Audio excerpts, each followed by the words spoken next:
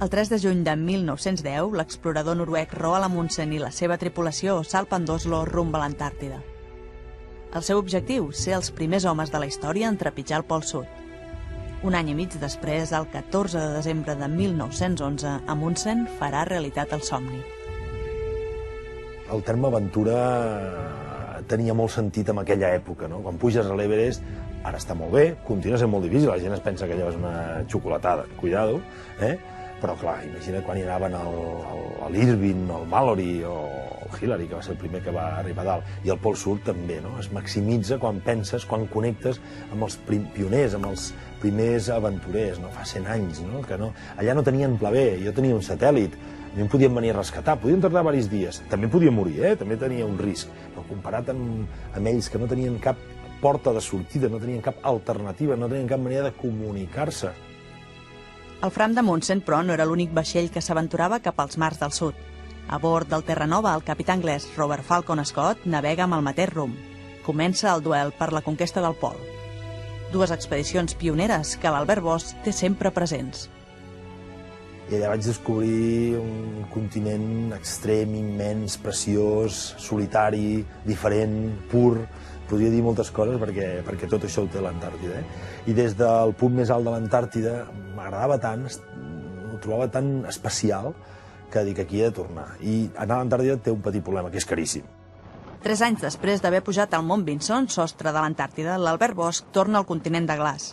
Aquesta vegada disposat a commemorar el centenari de la gesta d'Amundsen, fent una travessa integral des de la costa fins al pol sud geogràfic. Teníem molt clar que volíem fer una cosa el més autèntica possible, el més pura possible, no? I volíem no utilitzar elements d'ajuda de cap tipus, evidentment no motoritzats, evidentment tampoc fins i tot d'estels, que ens donava una energia suplementària. Gossos no se'n poden utilitzar. No està malament per ser la primera acampada, clar, però és molt tard.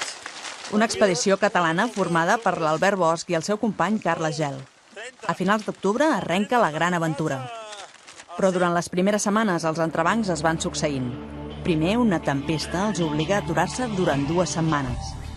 Després, una lesió d'en Carles Gel ho canvia tot. Per un costat, disgust, desil·lusió, et sap greu pel teu company, que ha de renunciar, et sap greu per tu mateix perquè has d'assumir uns riscos que no tenies previstos. Els meus peus. Vaya lío amb els teus peus. Però jo volia estar allà, volia donar el màxim de mi mateix, volia anar fins allà on les meves forces em portessin. Cuida't molt, Albert, cuida't moltíssim. I no facis cap imprudència. En Carles s'enllunya i l'Albert afronta el gran repte tot sol. En vez de restar-me energia, me'n va sumar per tots costats, perquè vaig descobrir, primer, que estava preparat per fer-ho sol, mentalment, sense haver-ho previst. Poques vegades a la meva vida he hagut de gestionar les emocions tan contradictòries, eren moments molt heavies a la vida, molt. Mentre l'Albert Bosch comença la travessa en solitari, una altra expedició espanyola es prepara per iniciar el seu viatge cap al Pol Sud. És l'Acciona Wind Power d'Antàrtica, dirigida per l'experimentat explorador polar Ramon Larramendi. L'objectiu és ambiciós, fer una travessa transantàrtica de 3.700 quilòmetres amb un vehicle construït per ells mateixos i propulsat únicament pel vent. Un repte esportiu d'exploració, però també amb gran potencial científic, el d'aconseguir arribar al Pol Sud amb un vehicle lliure d'emissions de CO2. El trineo tiene 5 raíles que van unidos por unos travesaños a 90 centímetros. Es realmente imposible volcar este trineo y además a la hora de afrontar los obstáculos, los estruis que pueden tener hasta 1 metro de altura, los absorbería y el trineo se flexaría completamente. Todo el trineo está atado con cuerda para que no haya nada rígido. De este modo todo tiende a flexar, porque si hubiera algo rígido, lo más probable es que partiera.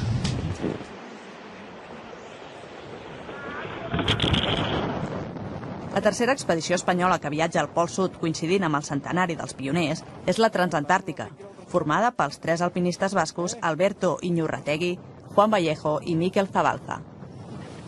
Llevamos 8 días de travesía y hasta ahora, pues, hablando por mí, me estoy pasando canuta al hombro. Por ahora muy duro, durísimo diría yo.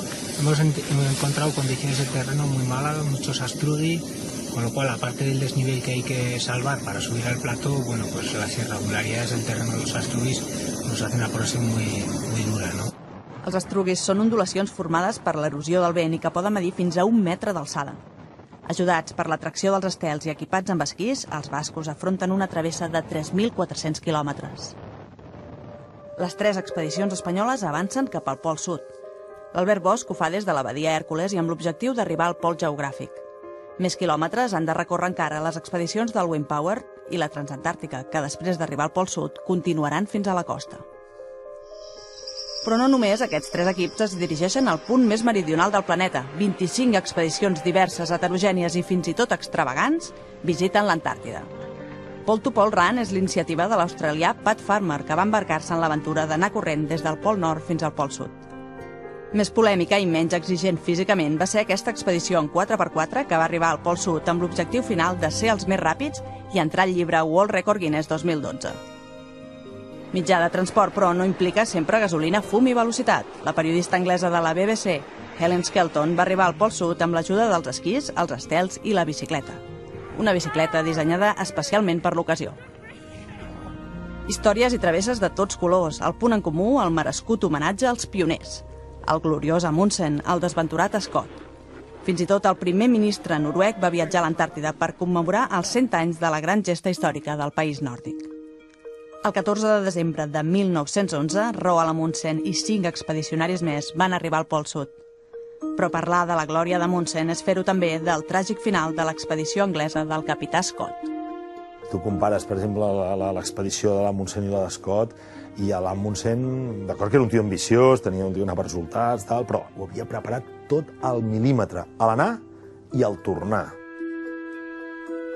Sembla que l'elecció de la ruta ja va marcar diferències entre Amundsen i Scott. Mentre el noruec va decidir el seu propi camí, Scott va voler seguir els passos de l'irlandès Ernest Shackleton i fer uns quants quilòmetres de més. Les poques provisions d'aliments i la roba poc adequada van acabar de marcar la sort dels anglesos, que van morir tots en el viatge de tornada. Amundsen va comptar amb 52 gossos nòrdics per estirar la càrrega. Scott va endur-se cavalls, que ben aviat van morir de fred. Però tot i les dificultats, Scott i els seus 4 companys aconsegueixen arribar al Pol Sud el 17 de gener de 1912. Ja hi troben onejant la bandera noruega. A l'Scott no ho havia preparat tant, se li van complicar les coses i no es va plantejar mai la retirada. És molt fàcil de dir des de la distància, Si haguéssim sobreviscut, hauria pogut parlar de l'audàcia, la resistència i el coratge dels meus companys. Aquestes notes i els nostres cossos morts explicaran la història. Hi ha el tercer, que és el Shackleton, que jo crec que és una mica entremig. Fixa't, ha estat un dels líders més estudiats amb la història del management, per exemple, dels grans reptes, i no va arribar mai al Pol Sud, mai. No va arribar mai. Ara no se li va morir mai cap tio, mai, amb totes les expedicions que va fer. Tornem al segle XXI per comprovar que l'Antàrtida segueix sent tan perillosa com ho era fa 100 anys. Ho han viscut en primera persona els integrants de l'expedició basca. ¿Cómo está el trineo, Miquel? ¡Dice que está bien! Sí. La punta sobre cada vez se pone a matarse. Esta es la grieta donde he racolado. Unos 30-35 metros. Bueno, el trineo, a ver, parece que está sano. No sé si está roto del todo y podemos seguir la travesía. Per sort, tot queda en un ensurt i els 3 exploradors poden continuar la travessa. Ja han recorregut gairebé 2.000 quilòmetres, però encara els queda més de la meitat del trajecte. Això els obligarà a passar un Nadal i un Cap d'Any, si més no, diferents.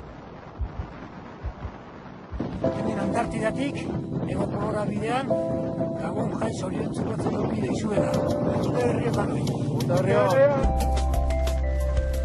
També en aquestes dates tradicionalment tan familiars, l'Albert Bosch continua amb el repte de la travessa en solitari.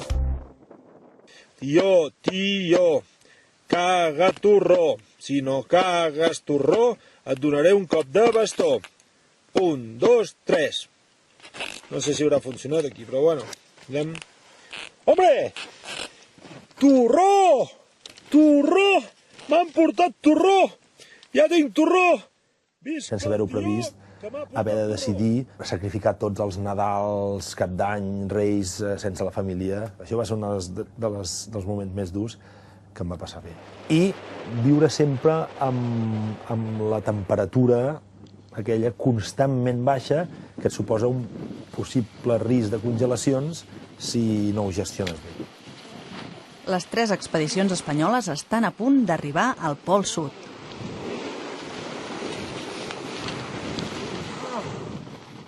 L'Albert Bosch posarà allà punt i final a la seva aventura, però a l'expedició del Wind Power encara els quedarà un llarg camí per davant. Després de conquerir el pol, l'Arramendi i els seus hauran de portar el seu vehicle de tornada fins a la costa.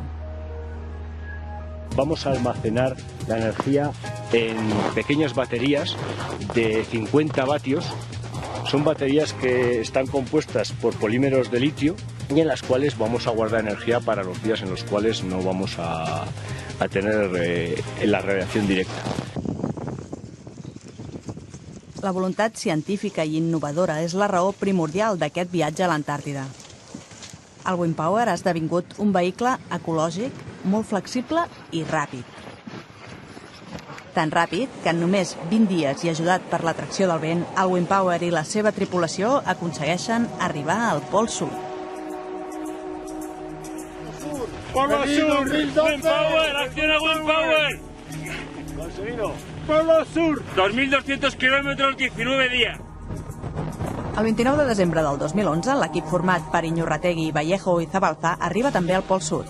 Però aquí no s'acaba la seva aventura. Ara han d'emprendre el camí cap a la costa.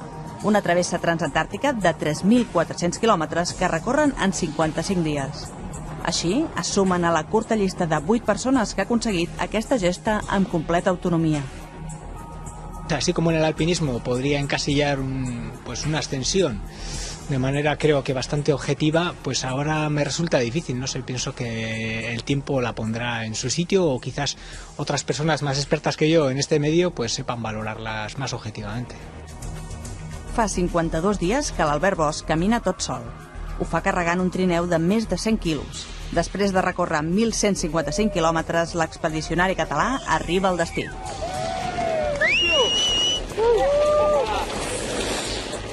Estic molt content d'haver arribat i d'aquesta recepció que m'han fet aquests que han fet el darrer grau. I ara m'han ofert alguna per menjar. El Pol Sud està a 500 metres i primer vaig a menjar una mica per refer-me, perquè estic fet caldo. I hi soc, vinga.